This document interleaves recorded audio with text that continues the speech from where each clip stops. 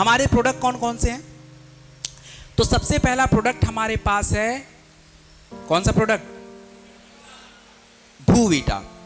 अब भूवीटा के बारे में थोड़ा सा समझते हैं। सबसे पहला हमारा जो भूवीटा होता है ये मिट्टी के स्ट्रक्चर को सुधारता है। देखो मिट्टी का स्ट्रक्चर क्या होता है, चीजें होती हैं, पोर्स होते हैं।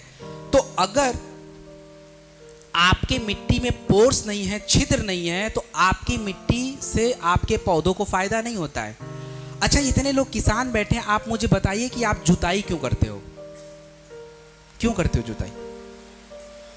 हम जुताई क्यों करते हैं?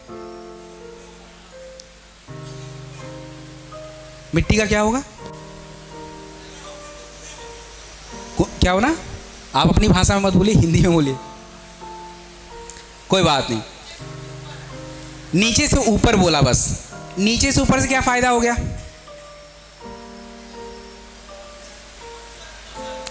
बिल्कुल करेक्ट बात है, मिट्टी को ढीला करना। ढीला क्यों करना भाई?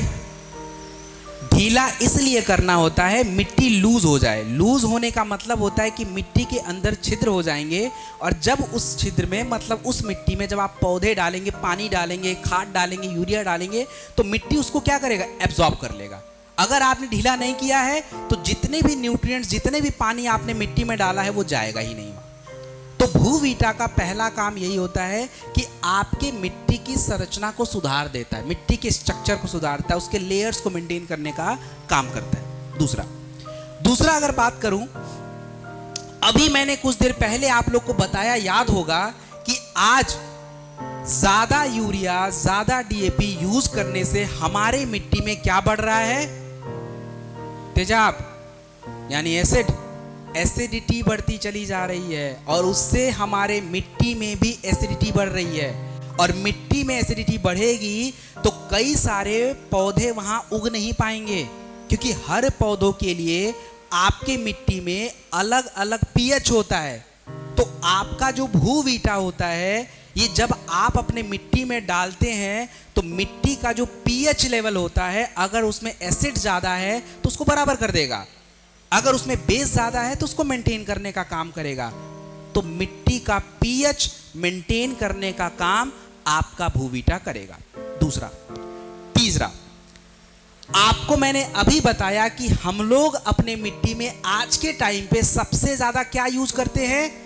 Inorganic fertiliser. इनऑर्गेनिक फर्टिलाइजर का मतलब यूरिया होता है, फास्फोरस होता है, पोटेशियम होता है, ये इनऑर्गेनिक फर्टिलाइजर है। लेकिन हमारे मिट्टी को ज्यादा कार्बनिक चाहिए था, ऑर्गेनिक चाहिए था। ऑर्गेनिक का मतलब होता है कार्बन। पहले लोग अपने मिट्टी में, आपने देखा होगा गांव में अभी भी लोग करते हैं, राख डालते हैं, सुना है, देखा होगा। क्यों राख डालते हैं? वो कार्बन है। गोबर डाल दिया, ऑर्गेनिक कार्बन है। तो हमारे मिट्टी को कार्बन चाहिए, ऑर्गेनिक मटेरियल चाहिए। तो आपके भूवीटा के अंदर ऑर्गेनिक मैटर बहुत ज्यादा होता है, जिससे क्या होता है कि मिट्टी में कार्बन की मात्रा बढ़ती है, और कार्बन जो है हमारे मिट्टी को बहुत सारा हेल्प करता है खाना बनाने में, और जो भी ग्लूकोज की मात्रा, कार्बोहाइड्रेट की मात्रा, सब कुछ कार्बन से ही आएगी। और जब मिट्टी में कार्बन होगा तब मिलेगा। इसके बाद भूवीटा का चौथा काम, सबसे इंपॉर्टेंट काम है जो आपको समझना है। देखो मैंने आपके लिए जो है एक चार्ट बनाया है, इसको ध्यान से मैं समझा देता हूं, बहुत डिटेल में नहीं, थोड़ा सा बताऊंगा। हमारे मिट्टी में दो तरह के पोषक तत्व चाहिए होते हैं, जैसे हमारे शरीर को वैसे मिट्टी को। पहला पोषक तत्व हमारे जो खेतों को चाहिए उसका नाम है carbon, hydrogen, oxygen, nitrogen, phosphorus, calcium, potassium, magnesium. तो आप लोगों ने नाइट्रोजन, फास्फोरस, पोटेशियम तो सुना है क्योंकि दबा के डालते हो, लेकिन जो बाकी की चीजें हैं, कार्बन, वो थोड़ा कम डालते हैं। मैग्नीशियम के बारे में हमें ज्यादा पता नहीं है, लेकिन कभी काल सल्फर आप लोग डाल देते हो। तो ये चीजें तो जो इधर वाली साइड के मैक्रो न्यूट्रिएंट्स हैं वो आपको मिल रहे हैं ज्यादा मात्रा में, लेकिन हमारी मिट्टी को इसके अलावा आयरन चाहिए होता है। अगर आपकी मिट्टी में आयरन नहीं होगा तो फसलों में क्या होगा? फसलों में क्या होगा कि भाई आपका पौधा जो है ना कमजोर हो जाएगा, स्टंट हो जाएगा, मतलब कमजोर, दुबला। इसके अलावा क्या होगा कि आपके पत्ते पीले पड़ने शुरू हो जाएंगे। इसके अलावा क्या होगा कि आपका जो फल, जो फ्लावर है वो कमजोर हो जाएगा। अगर आयरन की कमी नहीं है, आयरन की कमी है तब, तो हमें आयरन भी चाहिए। इसके अलावा हमारे मिट्टी में मैग्नीज चाहिए होता है, आपकी मिट्टी को बोरॉन चाहिए, कॉपर चाहिए, आपका जो है जिंक चाहिए, निकल चाहिए, कोबाल्ट चाहिए, ये सब हमें नहीं पता। तो इन शॉर्ट अगर आप समझें तो आपके मिट्टी को हर तरह के पोषक तत्व चाहिए, जो आपको मिलेगा कहां से? भूविटा से मिल जाएगा सारे, चाहे वो सोडियम हो, फास्फोरस हो, पोटेशियम हो, चाहे जो भी हो। इससे फायदा क्या होगा? अगर आपके खेतों में नाइट्रोजन होगा तो पौधों का विकास ज़्यादा होगा, आपका पौधा खाना ज़्यादा बनाएगा तो ग्रोथ उसका ज़्यादा होगा, एमिनो एसिड मिलेगा, प्रोटीन मिलेगा। अगर आपका फास्फोरस होगा उससे क्या होगा कि फल अच्छा आएगा, फ्लावर अच्छा आएगा, तना मजबूत होगा। पोटेशियम होगा तो उससे क्या होगा कि मिट्टी के अंदर पानी में नमी ज़्यादा रहेगी, आपका जो है पौधे में अगर कभी सूखा भी पड़ता है तो पौधा उसके अकॉर्डिंग अपने आप को रोक पाएगा। तो बहुत सारे फायदे ये आपके भूविटा से हो जाते हैं। तो ये 4 जो सबसे इंपॉर्टेंट बेनिफिट बताए मैंने भूविटा के बताए हैं। अब रही बात कि भूविटा का प्रयोग कब कैसे करना है। देखिए, भूविटा का प्रयोग 1 एकड़ में 4 किलोग्राम प्रयोग होता है।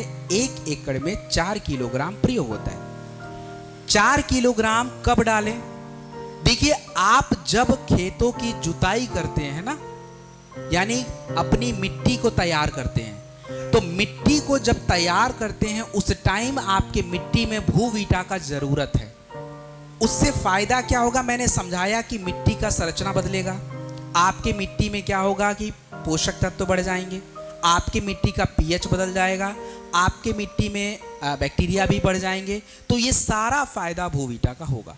तो भूविटा हमेशा याद रखना है कि आपको अपनी मिट्टी को तैयार करने के दौरान डालना है, और किसी भी तरह की फसल में डालिए भाई। हमने जो प्रोडक्ट बनाए हैं ये मिट्टी को ध्यान में रख के बनाया है, फसल को ध्यान में रख के नहीं, क्योंकि हमें मिट्टी की फर्टिलिटी बढ़ानी है, मिट्टी की उर्वरा शक्ति बढ़ानी है, फसल की नहीं। फसल तो अपने आप आ जाएगा अगर मिट्टी अच्छी है तो ये काम आपको करना है। भूविटा का 4 किलोग्राम प्रति एकड़ लैंड में आपको डालना है। और एक चीज और बता दूं, हम लोग दबा के यूरिया तो डाल देते हैं, लेकिन उस यूरिया का मिट्टी में यूज हुआ नहीं हुआ पता नहीं चलता। तो ये जो आपका भूविटा अगर आप पहले डाले रहोगे तो होगा क्या कि मिट्टी, जो आप यूरिया डाल रहे हो, जो आप फर्टिलाइजर डाल रहे हो, उसके अंदर जो तत्व हैं वो मिट्टी में अच्छे से यूज होने शुरू हो जाएंगे। अगर आपने भूविटा डाला है उसका लॉस कम होगा। तो ये हमारा भूविटा का फायदा। अब हम बात करेंगे इको हरियाली के बारे में। देखिए, शुरुआत में मैंने आपको एक बात बताई थी। वो बात ये बताई थी कि हमारे मिट्टी में ऑर्गेनिक कंटेंट कम होते जा रहे हैं। ऑर्गेनिक कंटेंट का मतलब कार्बन की कमी होती जा रही है, और कार्बन की कमी के वजह से क्या है कि मिट्टी में थोड़ी नुकसान हो रहे हैं। अब इस कार्बन की कमी को पूरा करने के लिए हमें ऑर्गेनिक बायो फर्टिलाइजर का यूज करना पड़ेगा। तो अपना जो इको हरियाली होता है इसमें ऑर्गेनिक कंटेंट ही है, जैसे ह्यूमिक एसिड।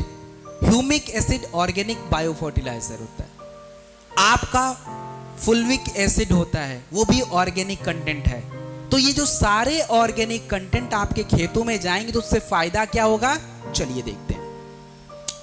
सबसे पहला फायदा ये होता है कि जब आप अपने मिट्टी में इको हरियाली जैसे प्रोडक्ट डालते हैं तो उससे फायदा ये होता है कि आपके मिट्टी में ड्रेनेज बढ़ जाता है। ड्रेनेज का मतलब समझते हो क्या होता है? ड्रेनेज का मतलब होता है मिट्टी के अंदर पानी जाने की क्षमता, ड्रेनेज बोलते हैं। उससे क्या फायदा होगा? जितना नीचे तक पानी आपका सोखेगा मिट्टी में, उतना ही आपकी जड़ें मजबूत हो जाएंगी, और जड़ें मजबूत होंगी तो क्या होगा भाई? क्या होगा? पौधा भी मजबूत होगा, क्योंकि सारा काम जड़ों से होना है। पहला फायदा। दूसरा फायदा, अभी मैंने बताया कि जब इको हरियाली का यूज करेंगे तो मिट्टी में पानी अंदर तक जाएगा। तो मतलब क्या हो गया? मतलब ये हो गया कि उस मिट्टी में नमी की क्षमता ज्यादा हो जाएगी, यानी नमी जो है ज्यादा समय तक रहेगा। वाटर होल्डिंग कैपेसिटी आपके मिट्टी की बढ़ जाएगी। अगर आप ये इको हरियाली डालोगे तब। तीसरा फायदा अगर बात की जाए, देखिए होता क्या है, अगर आपके मिट्टी में ऑर्गेनिक केमिकल्स नहीं है, ऑर्गेनिक फर्टिलाइजर नहीं है, तो आप जो अपने मिट्टी में नाइट्रोजन डाला है, जो फास्फोरस डाला है, जो पोटेशियम डाला है, ये करते क्या है कि मिट्टी में जाने के बाद अगर मिट्टी यूज नहीं करता है तो पानी के साथ लीच हो जाते हैं, बह जाते हैं। आपको लगेगा कि हमने तो इतने लाख रुपए का चीज डाल दिया, लेकिन आपकी मिट्टी में उसको एब्जॉर्ब करने की क्षमता ही नहीं है, इसलिए वो पानी के साथ बह गया। मिट्टी में जो भी नाइट्रोजन, फास्फोरस, पोटेशियम एब्जॉर्ब होता है, उसके लिए ऑर्गेनिक केमिकल्स का होना जरूरी होता है। वो क्या करते हैं, यारी दोस्ती कर लेते हैं, ऐसे समझ लीजिए, और उसके साथ उसको बांध के वहां रखते हैं कि भाई तू रुक, और उसके बाद उसको पौधों को देते हैं, और तब जाके आपका ग्रोथ दिखता है। मतलब ये क्या करते हैं कि आपके लीचिंग को प्रिवेंट करता है। उसके बाद अभी मैंने आपको बताया ना कि मिट्टी में पोर्स को क्रिएट करना, पोर्स मतलब छिद्र बनाना, उसको बोलते हैं एरिएट करना। तो आपका इको हरियाली जो है आपके मिट्टी के पोर्स को भी ढीला करता है, तभी तो नमी मेंटेन रहेगी, तभी तो पानी डालोगे तभी नमी मेंटेन रहेगी। तो ये काम कर सकता है। और इसके बाद सबसे इंपॉर्टेंट काम ये करता है कि अगर मिट्टी में organic chemicals, organic bio fertiliser डालते हैं, तो आपके मिट्टी में मिक्स होने वाले हानिकारक केमिकल्स जो आप बाहर से भी डाल सकते हो या कहीं से भी आ सकते हैं, कहीं गंदा पानी आपके खेत में चला गया तो हानिकारक केमिकल वहां पहुंच जाएगा, या हम बाकी पेस्टिसाइड के थ्रू डाल देते हैं। तो मैंने बताया ना कि 1% पेस्टिसाइड ही पौधे पे यूज होता है, बाकी तो सब इधर उधर जा रहा है। तो वो सारी चीजें मिट्टी में है। तो अगर हम इको हरियाली जैसे प्रोडक्ट जब डालते हैं तो मिट्टी के अंदर जो केमिकल्स, जो तत्व हैं जो हमारे पौधों को नहीं चाहिए, उसको बाहर निकालने में, उसको हटाने में इको हरियाली जैसे प्रोडक्ट आपका यूज हेल्प करता है। और दूसरा एक और फायदा है कि इको हरियाली जड़ों को बहुत अंदर तक ग्रो करने में भी हेल्प करता है। तो ये जो सारा फायदा आप देख रहे हैं, ये सारे के सारे इको हरियाली के हैं। और इसके बिना आप ये सोच लें कि मैं बहुत ज्यादा उत्पाद बना लूंगा, वो नहीं होगा। क्योंकि आपने देख लिया, हम यूरिया पहले से भी डाल रहे हैं, डीएपी पहले से भी डाल रहे हैं, लेकिन हमारा उत्पाद उतना नहीं बढ़ रहा है। आज के टाइम पे bio fertiliser is the option. उसमें मैंने आपको दूसरा इको हरियाली बता दिया। इको हरियाली का यूज कब करना है? देखिए, इको हरियाली का यूज लगातार मत किया कीजिए। 1 महीने में एक बार या 2 महीने में एक बार इको हरियाली कर दिया बहुत है। क्योंकि इको हरियाली पौधा यूज नहीं करता, ये मिट्टी के अंदर यूज होता है, तो मिट्टी के अंदर रहेगा थोड़ा। इको हरियाली को यूज करने का तरीका, अगर आपको मिट्टी में एप्लीकेशन करना है, मिट्टी में डालना है, तो मिट्टी में कितना डालें? 1 एकड़ जमीन में 500 ग्राम इको हरियाली डालिए। और अगर किसी को इको हरियाली आपने दिया है तो उसको ऊपर से फुल्विक एसिड नहीं डालना है, ह्यूमिक एसिड डालने की जरूरत नहीं, क्योंकि सारा कंटेंट आपके इको हरियाली में ऑलरेडी अवेलेबल है। तो इको हरियाली 500 ग्राम प्रति एकड़ जमीन में पड़ेगा। और यदि आप स्प्रे एप्लीकेशन में यूज करना चाहते हैं, स्प्रे छिड़काव करना चाहते हैं, तो 2.5 ग्राम 2.5 ग्राम प्रति लीटर वाटर में आप इसको लीजिए, स्प्रे करिए। और स्प्रे जो है थोड़ा जड़ों के आसपास किया कीजिए, वहां जरूरत है, मिट्टी में, इसका ध्यान रखिए। तो ये आपका हो गया इको हरियाली। नेक्स्ट जो प्रोडक्ट है, इस प्रोडक्ट का नाम है पीजीपीआर। देखो, पीजीपीआर होता क्या है? पीजीपीआर का मतलब होता है प्लांट ग्रोथ प्रमोटिंग राइजोस्फीयर। मैं फिर से बता रहा हूं, पीजीपीआर का मतलब क्या होता है। पीजीपीआर का मतलब होता है प्लांट ग्रोथ राइजोस्फीयर। अब ये राइजोस्फीयर क्या चीज है भाई?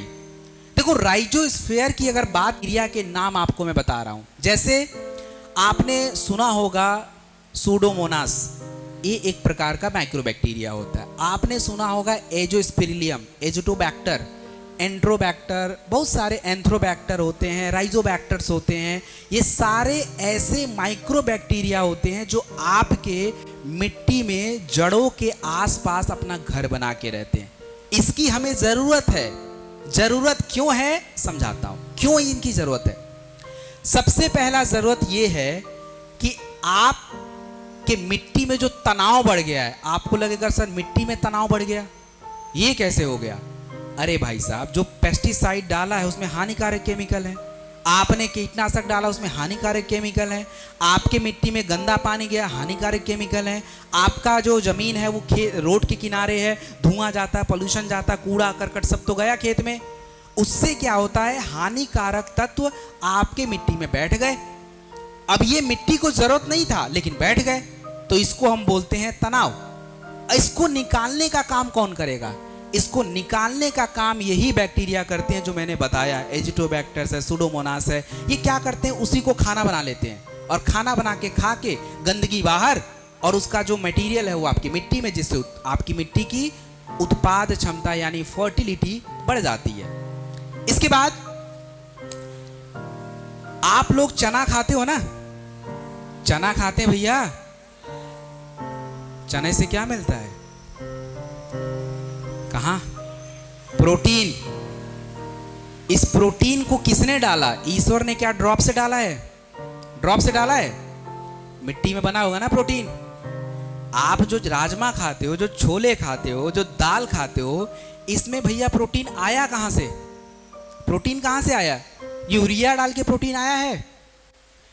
यूरिया केवल डालने से प्रोटीन नहीं आया है, उस यूरिया से एमिनो एसिड बना है, तब जाके प्रोटीन आएगा। तो ये जो सारा बनाने का काम होता है ना, ये बैक्टीरिया ही करेंगे और ये आएगा कहां से? राइजोस्फीयर से। तो मतलब ये सीधी बात हो गई कि आपके मिट्टी में, आपके जड़ों में प्रोटीन बनाने का काम, एमिनो एसिड बनाने का काम ये सारे बैक्टीरिया मिलके करते हैं, मतलब पीजीपीआर करेगा। इसके बाद हमारे पौधों के विकास में, बीजों के अंकुरण में, तने के विकास में ये सारा काम पीजीपीआर कर सकता है। और सबसे इंपॉर्टेंट बात जो आपको मैं बता रहा हूं, देखिए सबसे इंपॉर्टेंट बात होता है नाइट्रोजन को फिक्स करना। अच्छा, हवा में सबसे ज्यादा कौन सी गैस मिलती है? अब इतना तो बता दो यार। ऑक्सीजन? ओ भैया, नाइट्रोजन मिलता है 21%। हवा में सबसे ज्यादा नाइट्रोजन मिलता है।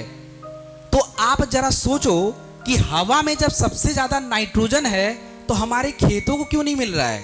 खेतों के ऊपर तो पूरा हवा भरा पड़ा है, क्यों नहीं मिला नाइट्रोजन? क्योंकि खेतों में जो नाइट्रोजन जाएगा वो घुला हुआ होना चाहिए, पानी में घुला हुआ होना चाहिए या किसी कंबाइंड फॉर्म में होना चाहिए। तो आपका क्या होता है कि जो ये बैक्टीरिया होते हैं, राइजोबैक्टर, एजिटोबैक्टर्स, आपके नाइट्रोजन को फिक्स करते हैं। फिक्स करने का मतलब आपने यूरिया डाला है, जो तत्व डाला है, न्यूट्रिशन डाला है, मिट्टी में जो नाइट्रोजन है उसको यूज करके पौधों को देने का काम करते हैं, जिससे फायदा होता है कि हमारे पौधे में जब नाइट्रोजन होगा तो विकास अपने आप हो जाएगा। लेकिन अगर आपके पौधों के अंदर, मिट्टी के अंदर अगर राइजोस्फीयर नहीं है, बैक्टीरिया नहीं है, जितना मर्जी यूरिया डाल लो, जितना मर्जी नाइट्रोजन डाल लो, जितना मर्जी चीजें डाल लो, कोई ग्रोथ नहीं होगा। तो यानी PGPR is the important part जो हमें चाहिए। और पीजीपीआर का कितना प्रयोग किया जाए? देखिए, पीजीपीआर आप किसी भी तरह की फसल में यूज कर सकते हैं, कभी भी यूज कर लीजिए। और पीजीपीआर की मात्रा कितनी होगी?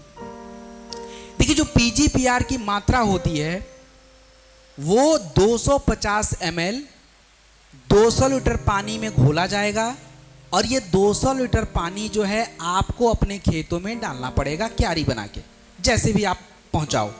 क्योंकि पीजीपीआर का सारा काम कहां होगा? पौधों के ऊपर या जड़ों में? सारा काम जड़ों में है, तो मतलब मिट्टी में जाना जरूरी है। तो अगर आपको बीज लगाना है तो पीजीपीआर पहले डाल लीजिए, फिर बीज लगाइए, उसके बाद उसका अंकुरण देखिए, दबा के होगा। आपको कोई पौधा लगाना है, पीजीपीआर पहले डाल लीजिए, फिर लगा लीजिए। आपको यूरिया डालना है, उससे पहले पीजीपीआर डाल लीजिए। तो पीजीपीआर एक ऐसा प्रोडक्ट है जो किसी भी तरह की फसल में किसी भी टाइम पे यूज कर लीजिए, क्योंकि सबसे ज्यादा अगर आप महत्व देखेंगे तो पीजीपीआर का है। हमारे बैक्टीरिया क्यों मरते जा रहे हैं? हमें ऊपर से बैक्टीरिया बनाने वाली चीजें क्यों डालनी चाहिए? क्यों राइजोस्फीयर डेवलप करना है? क्योंकि भाई हम बहुत ज्यादा जब केमिकल यूज करते हैं तो उनका खाना बैक्टीरिया का खत्म, वो तो गए, तो उनका खाना हमें पहुंचाना पड़ेगा। और इन्हीं सारे प्रोडक्टों के माध्यम से ये सारी चीज़ें पहुंचेंगी और तब जाके ये सारी चीज़ें आपके खेतों में होंगी। And the next agro 90। देखो एग्रो 90 की अगर मैं बात करूं तो एग्रो 90 का एक काम समझिए, मात्र सबसे इंपॉर्टेंट काम है। देखिए क्या होता है, हम लोग जब पौधों को कोई चीज देते हैं, मतलब मान लीजिए आप अपने पौधों को अपने मिट्टी में यूरिया डालना चाहते हैं या डीएपी डालना चाहते हैं या पेस्टिसाइड डालना चाहते हैं या वीडीसाइड डालना चाहते हो या हर्बिसाइड डालना चाहते हो, इनमें से कोई भी चीज डालना चाहते हैं, तो मैंने शुरुआत में एक बात बोली थी आपको कि आप अपने मिट्टी में जितना भी पेस्टिसाइड डालते हैं, पौधा केवल कितना % यूज करता है, 1 से 2%, इससे ज्यादा यूज नहीं करेगा। 98% कहां गया, बाहर। लेकिन अगर वही पेस्टिसाइड, वही हर्बिसाइड अगर हम एग्रो 90 में मिला दें तो क्या होगा, ये जो एग्रो 90 में मिलाने के बाद क्या होता है कि ये, जैसे चिपको नाम सुना है ना आप लोगों ने, तो करता क्या है कि जब इसमें हम कोई प्रोडक्ट अपना मिलाते हैं तो होता क्या कि वो एरिया बढ़ जाता है, और जितना ज़्यादा एरिया बढ़ेगा पौधा उस चीज़ को उतना ज़्यादा लेना शुरू करेगा, और जितना ज़्यादा लेगा तो आप जिस काम के लिए इन चीज़ों को डालते हैं वो चीज़ आपको दिखेगा। अगर कीड़े मारने की दवा है तो फिर कीड़े कम लगेंगे, हटेंगे कीड़े, क्योंकि पौधे ने पूरी तरह से उसको ग्रहण किया है।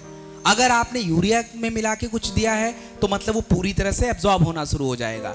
तो एग्रो 90 का काम मिक्सिंग का होता है, ये ध्यान रख लीजिए। इससे पौधे को केवल थोड़ा सिलिकॉन मिलता है और कुछ नहीं। जो भी चीज आप इसमें मिलाना, जैसे आप भू वीटा मिलाना चाहते हो, मिला के डालिए। आपको इको हरियाली मिला के डालना है, इको हरियाली मिला के डालिए। आप पीजीपीआर मिक्स करके डालना चाहते हैं, पीजीपीआर मिक्स करके डालिए। तो ये जो प्रोडक्ट है तीनों के साथ यूज होता है। एग्रो 90 हमें कितना लेना चाहिए, 0.5 ml प्रति लीटर वाटर के हिसाब से आप स्प्रे एप्लीकेशन पे यूज करेंगे, स्प्रे एप्लीकेशन छिड़काव के लिए। लेकिन अगर आपको मिट्टी में एप्लीकेशन करना है तो फिर इसकी मात्रा को बढ़ाइए, 1.25 ml 1.25 ml प्रति लीटर के हिसाब से मिट्टी में इसका एप्लीकेशन किया जाता है। तो दिस वाज एग्रो 90। बैक वाली स्लाइड। अब यहां पे हमारा एग्रीकल्चर का जो पार्ट है दैट इज ओवर। समझ गए एग्रीकल्चर के बारे में।